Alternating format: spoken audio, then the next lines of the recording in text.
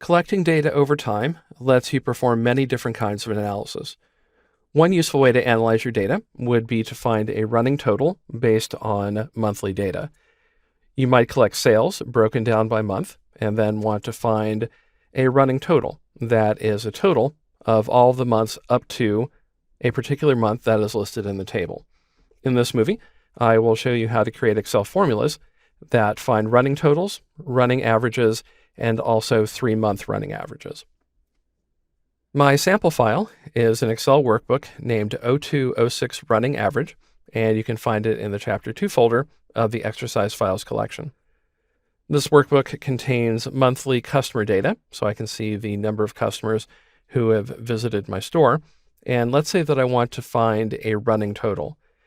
In other words, for February, I want to know the total number of customers who have visited the store up to that point, so January and February. Then March would include March, February, and January, and so forth. To start, I will click in cell C2, and I will create a formula that I can copy down to the remaining cells in this column.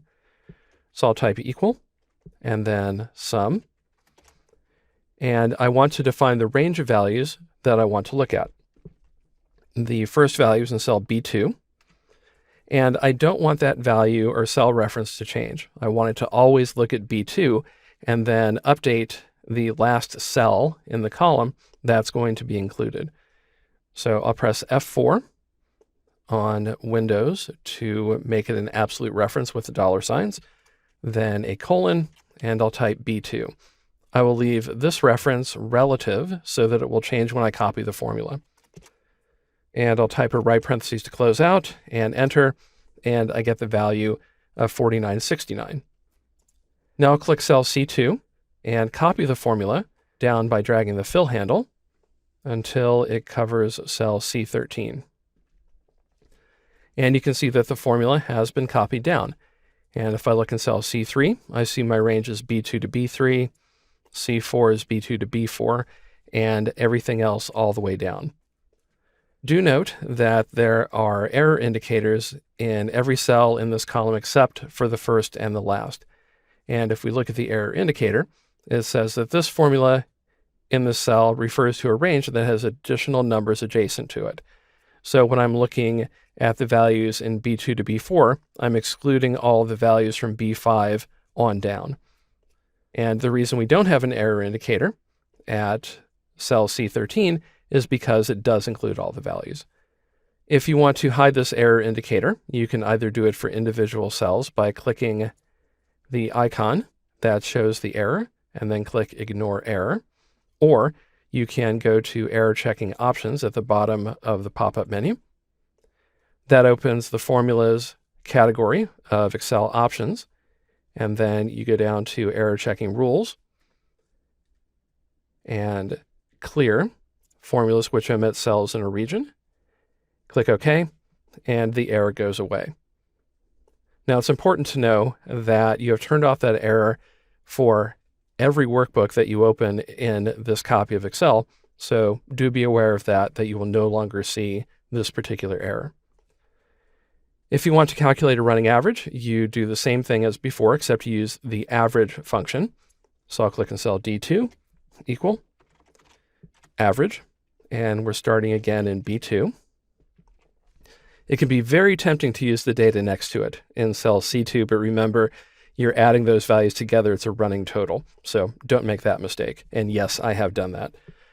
So I have B2, press F4, type colon, B2, right parentheses, and enter.